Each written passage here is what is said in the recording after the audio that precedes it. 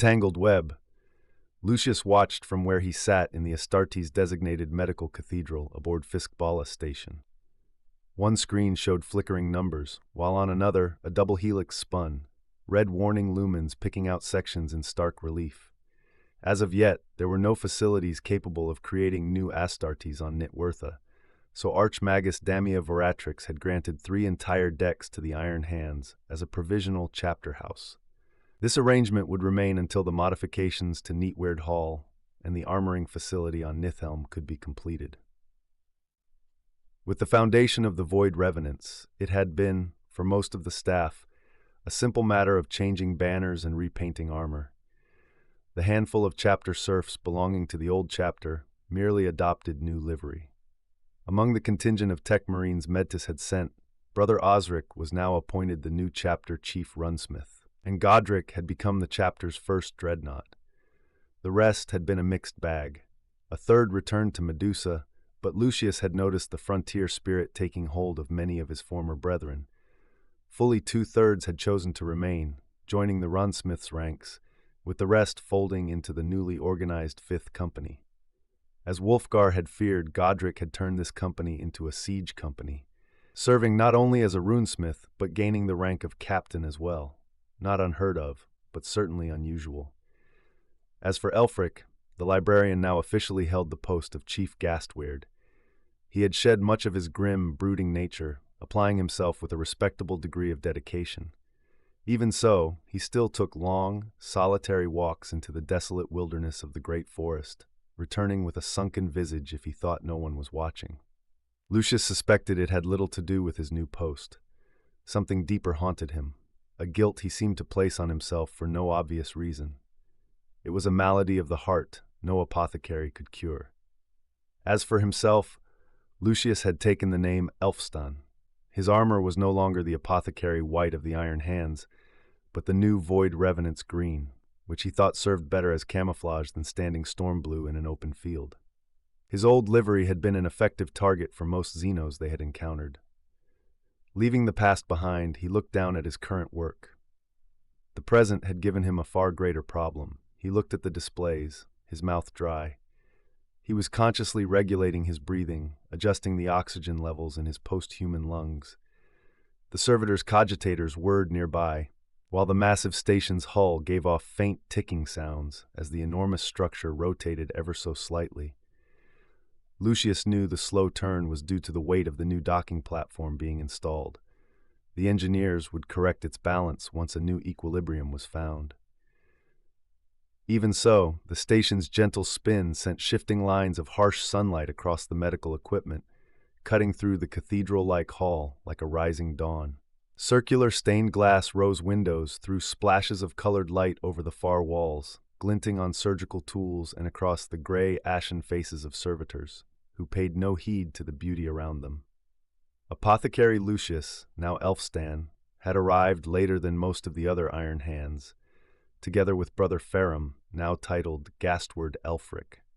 He was meant to aid Nathaniel in constructing the new Medici Center within Holmborg Mountain, and to help oversee the first wave of neophytes for the new chapter. Originally, he was to return to Medusa, where his brothers in the assault company awaited him, but plans had changed. Nathaniel had perished when his Thunderhawk crashed, and so Wulfgar had requested Lucius remain, taking on the new name of Elfstan along with the new livery of the Void Revenants. He glanced at his gauntlet. It was still of the Iron Hands pattern he had brought from Medusa, but his pauldron and upper arm plates were of local forging.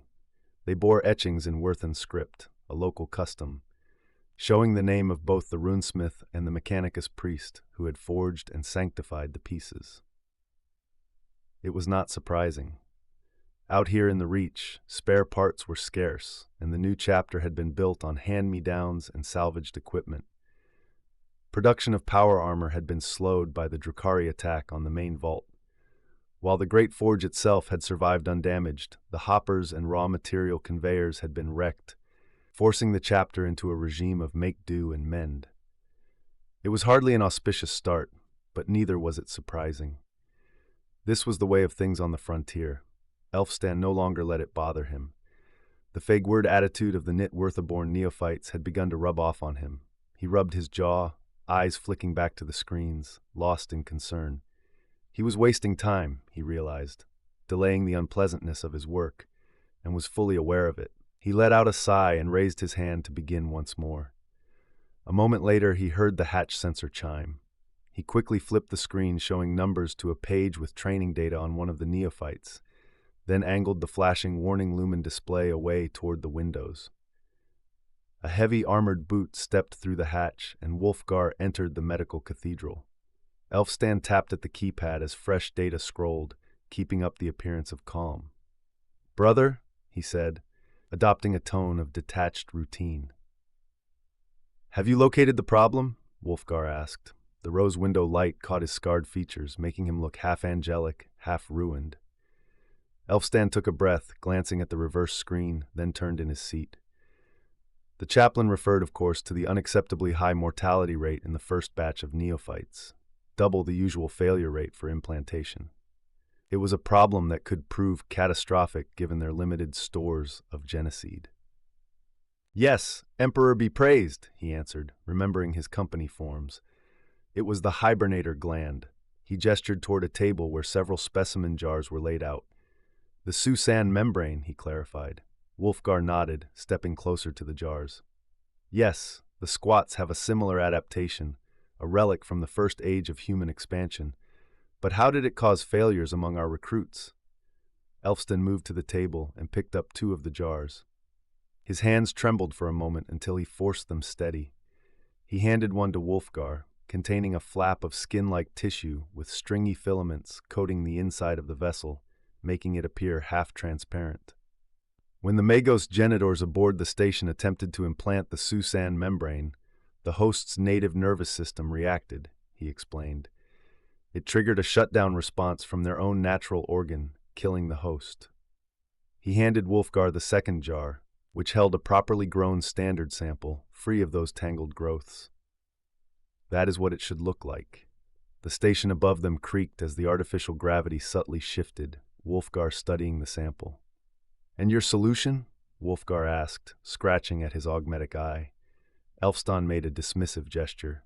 "I introduced an immune suppressant into the host's existing mimic gland. After 2 days, the 2 versions of the membrane sit side by side without conflict. The survival rate is now within acceptable margins." Wulfgar returned the jars to the table, nodding.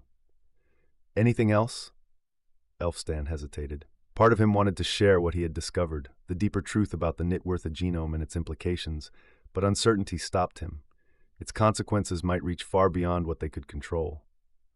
"No," he said at last. Wulfgar looked at him, eyes hard, as if seeing straight through the lie. Lucius knew he could not lie to a chaplain, but he did not have to tell the whole truth either. "The neophytes, all 9 from the second batch and 22% of the new third batch, show a higher than normal psychic marker," he said at last, holding out his hands in a small shrug. "Nothing that comes up on a standard test, but it's there sure enough. The local population seems to have a slightly elevated psychic baseline, which may be the reason.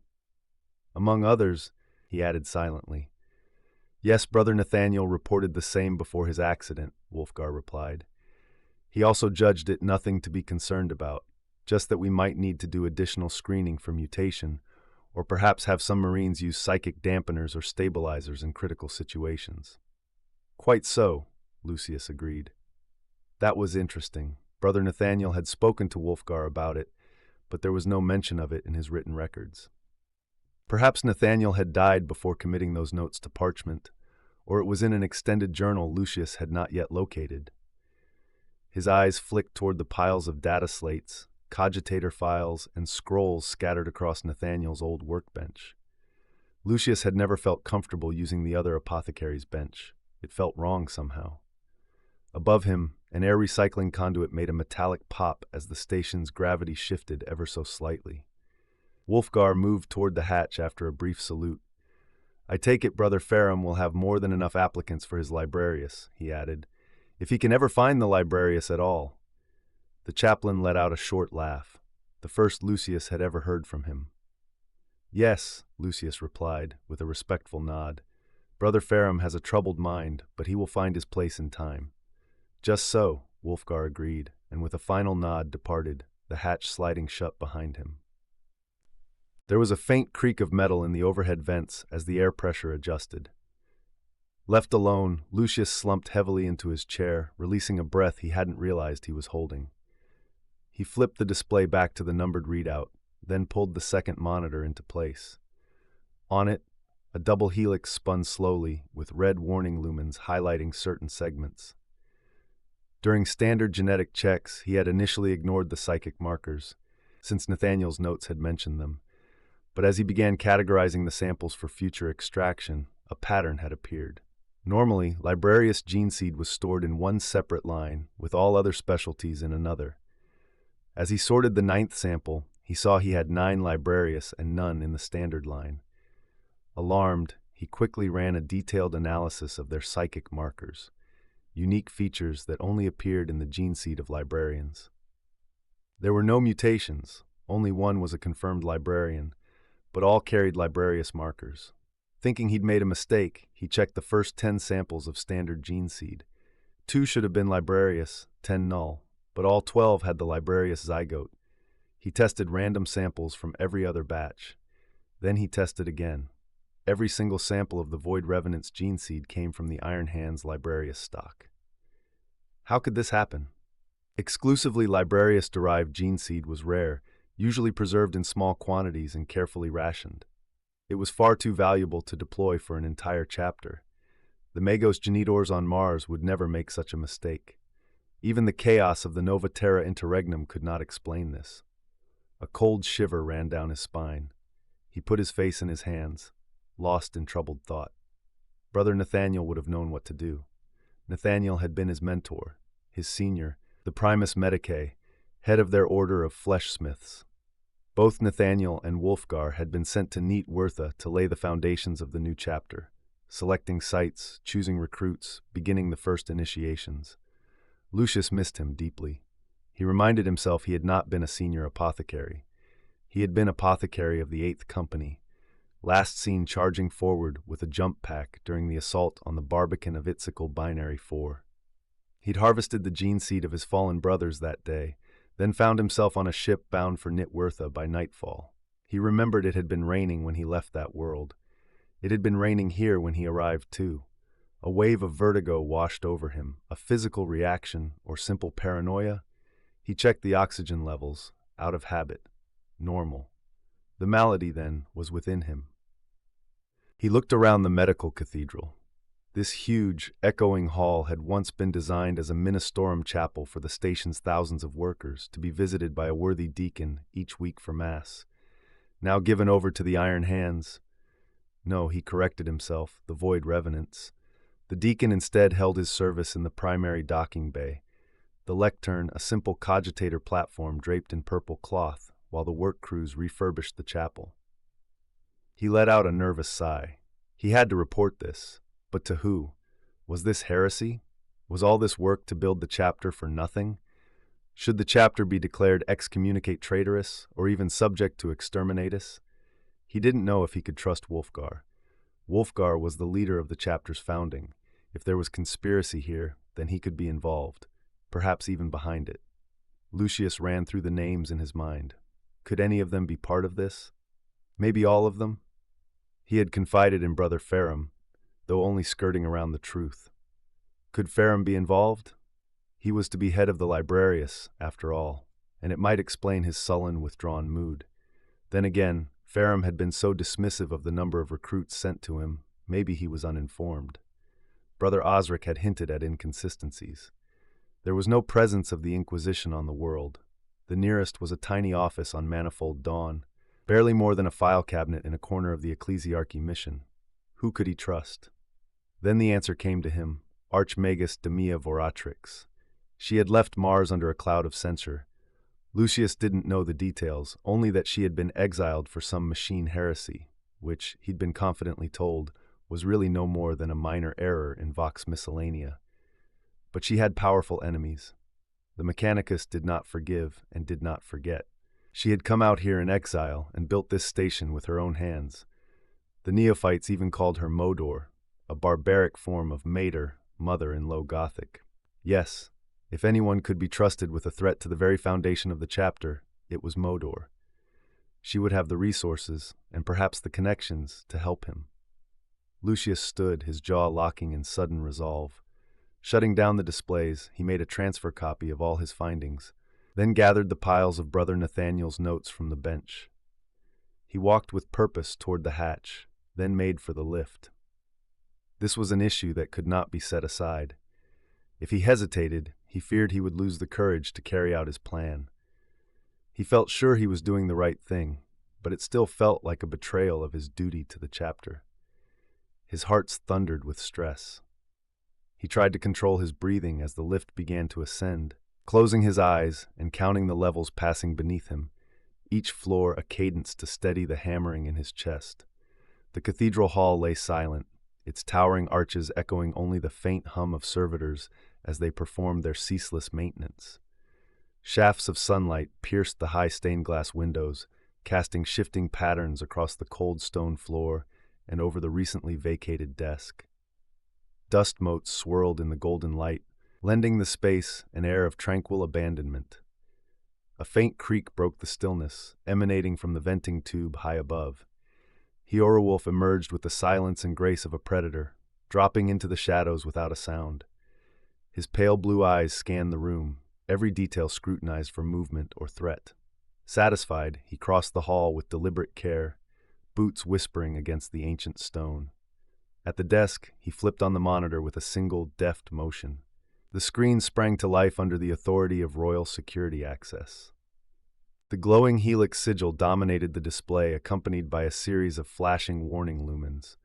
The harsh crimson glow reflected across his sharp features as he took in the alerts. Horowolf frowned, tilting his head slightly as he read the data scrolling across the monitor. Lines of code and fragmented messages painted a picture of urgency and danger, though the details remained unclear. Glancing back toward the heavy cathedral door, he gave a subtle nod to himself, as if resolving an unspoken question. With practiced ease, he flipped the monitor off, returning the desk to its previous state of undisturbed vacancy. Retracing his steps, he reached for the thin, near-invisible rope dangling from the vent above. In moments, he had climbed swiftly and silently, vanishing into the metal ductwork as easily as he had come. The hall was empty once more, the only sound the steady whine of servitors and the distant toll of a bell marking the hour. Outside, the shadows shifted further, their creeping presence a silent witness to whatever secret had just been uncovered in the depths of the apothecary's sanctum. The lift doors opened. The command chamber of Fiskbala was a bustle of activity. Mechanicus, adepts, and priests called out machine prayers for docking. The heated shouts of dock laborers from Grimness, demanding higher rations, rose above them. 200 cogitator servitors chanted binaric litanies of engine soothing, conveyor activation, and emergency protocols for a Mechanicus engine seer trapped in a broken mooring grapnel control tower. A group of Sciteri stood near the upper gantry, their weapons at ease but close to hand. Shackled to them was a yellow-robed preacher. Another adherent of Manifold Dawn's new 5-tower cult, awaiting processing in front of Magos Doctora Cogitatus Tiberius's office on the lower deck of the immense chamber. The noise assaulted Lucius's ears after the quiet of the medical cathedral. He walked through the crowd, and it was not difficult. The presence of an Astartes had the same effect as a jet bike skimming across a field of grain, parting the masses before him. Dock workers fell to their knees, making the sign of the Aquila. Lucius gave a perfunctory blessing in return, more by habit than thought. He passed a giant servitor hauling a stack of lumen rods and returned the salute of 2 Navis Astra Wigathane officers. He reached the upper level and advanced toward Archmagus Damia Voratrix. She was engaged in a heated debate with an overdressed Castell official, whose hands waved in wild offense. Beside her stood a group of Neatwortha seers, clad in white loose-fitting cloth with hoods drawn over straw-colored hair. Voratrix noticed Lucius by the Castell official's reaction. The man's face fell instantly. His protests faltered, and he bowed low before the apothecary. Voratrix extended one of her bionic appendages toward the man, her voice iron steady. I have 800 new servitors arriving from Grimness by the end of the week.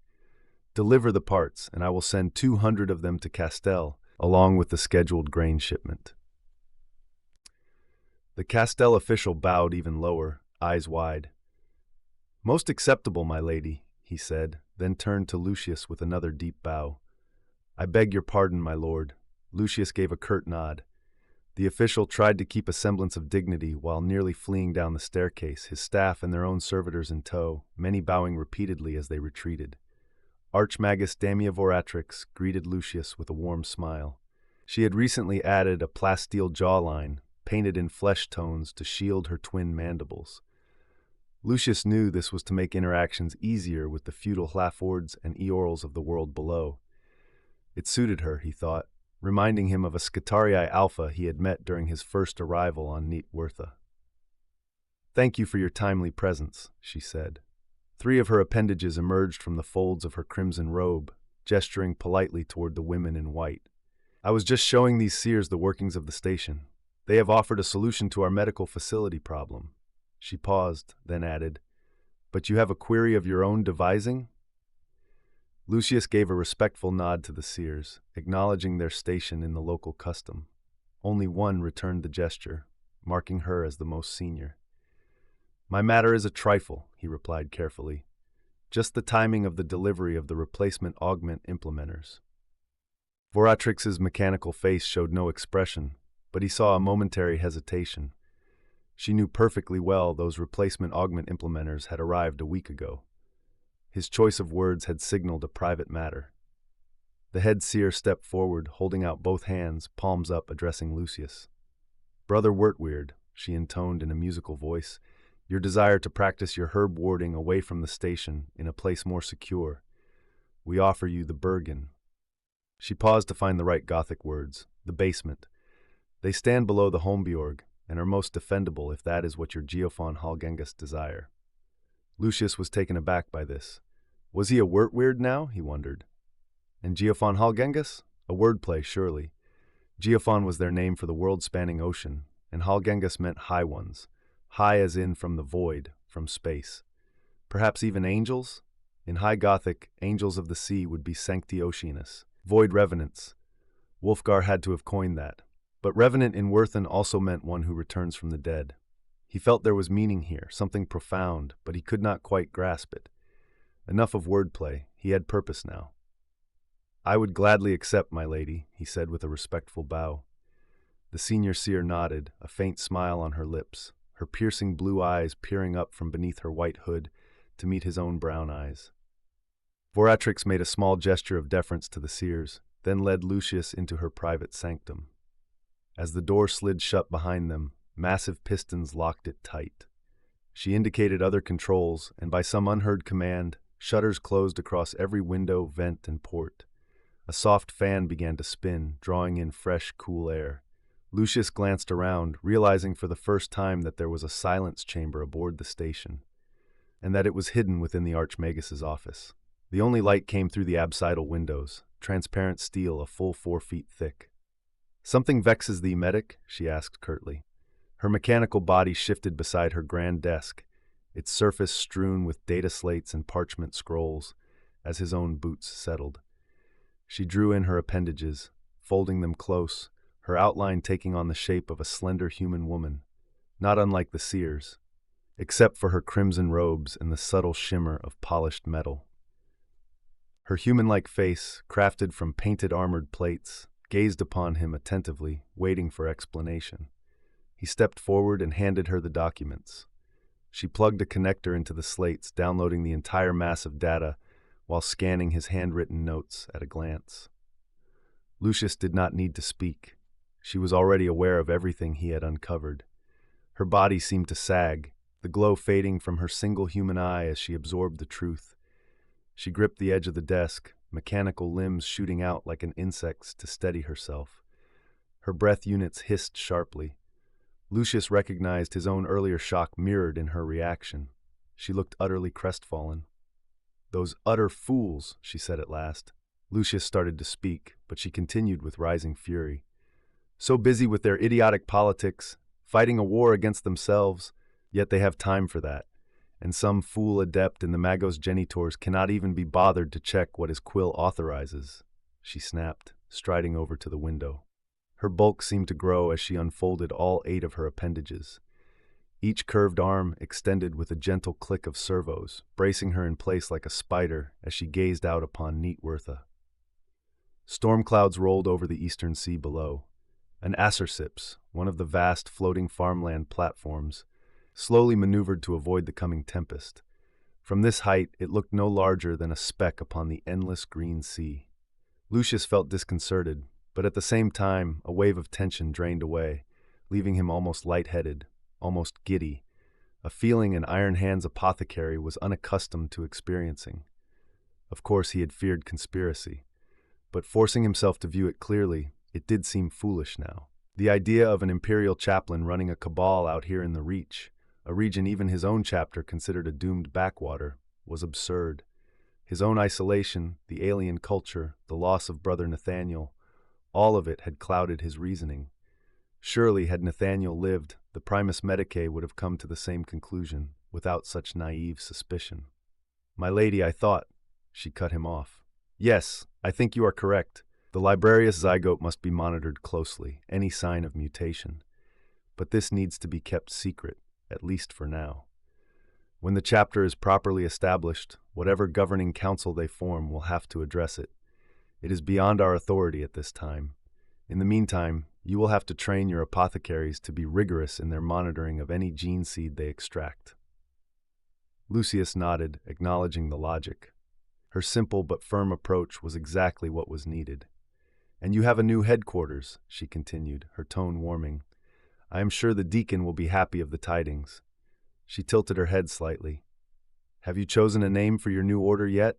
Lucius was still overwhelmed with relief, but the question anchored him. A chapter hall for my apothecaries. What would he call them?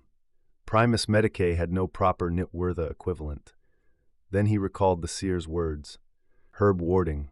"Wert weird," he said, smiling a little.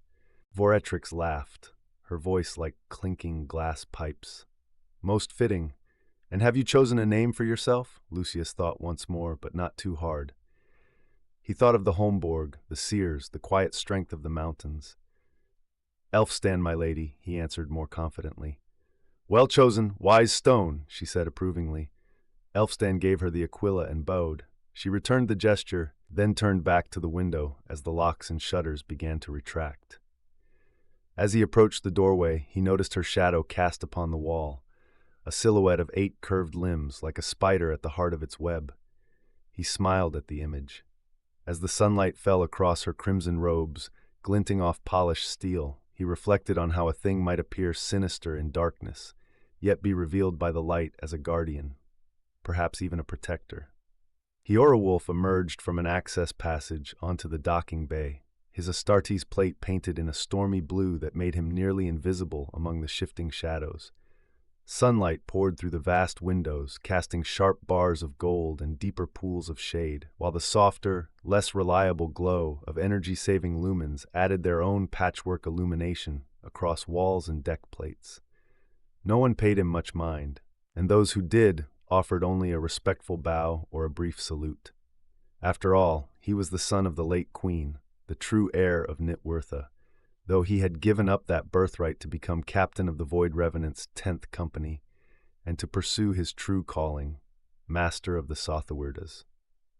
Once the Royal Intelligence Service of Nitwertha during the early years of contact with the Imperium of Man, the Sothawerdas had been reborn as the eyes and ears of the Void Revenants Intelligence and Espionage Corps. It suited him perfectly, and this task at hand was, in his view, one worthy of no other hands but his own.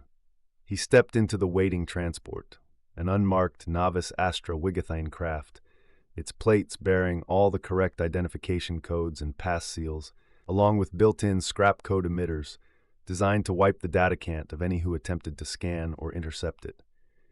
He sealed the hatch and turned toward the pilot's throne. As he had expected, Hālgengas sat at the controls, one of Heorowulf's most promising neophytes from the 10th Scout Company, a man clearly destined to transfer to the 7th Void Company as soon as he qualified. So skilled was he in void combat. Hyorowolf already felt the sting of losing him, but accepted it for the chapter's greater good. More surprising was the sight of Edric Wolfherd, Flotward of the Void Revenants, effectively their second chapter master, given his command over the combined human and post-human fleets. Edric sat casually peeling an orange juice running down the edge of one knuckle. Across from him, in the Auspex station, sat Bjornwolf Elfwine himself, chapter master of the Void Revenants, wearing unadorned civilian garb and absent-mindedly eating an apple, as if awaiting a quiet confession in some rustic kitchen rather than embarking on a covert operation. Edric looked up from peeling his orange. "So," he asked evenly, "what did you find out?" Hyorowolf raised an eyebrow. "How did you know I was even here?" Edric gave a dry smile. "I am still here, Toga, remember? And you just used a royal override code to break into the medical cathedral. That only leaves one man, the captain of the 10th. Hyorowolf shook his head, conceding the point. Edric gestured with his half-peeled orange. "Besides, I was looking over the newly arrived strike cruisers, Merowifship and Eotinsip, fresh from Calth. Plenty of time to keep tabs." Bjornwolf, across from them, bit into his apple and said with a straight face, "I got lost. Thought this was the shuttle to Thermenda Gaiet." Hyorowolf exhaled a laugh despite himself. Bjornwolf grinned. "But since I'm here, you might as well report." Hyorowolf composed himself, folding his gauntleted hands. Cutholm's suspicions were correct. The entire stock of Void Revenant gene seed is drawn from the Librarius line. Bjornwolf paused, then tried to lift the apple with a dramatic flourish of concentration, fingers spread in a parody of a psyker's pose. Nothing happened. He shrugged. "I'll take your word for it." Hyorowolf's voice dropped to a grave note. "It will make the chapter more susceptible to the warp. Going forward, we'll have to be extremely cautious. Any instability in implantation, any psychic mutation, any hint of demonic intrusion, the risk is higher than for standard gene seed." Edric let out a long sigh, pinching the bridge of his nose. "The Emperor preserves, but not always in the ways we wish." Bjornwolf leaned back, expression half amused, half serious. "Then we shall have to watch each other's backs, even closer than before." Hyorowolf nodded. "Aye, the Sotherwerdas will keep vigilant.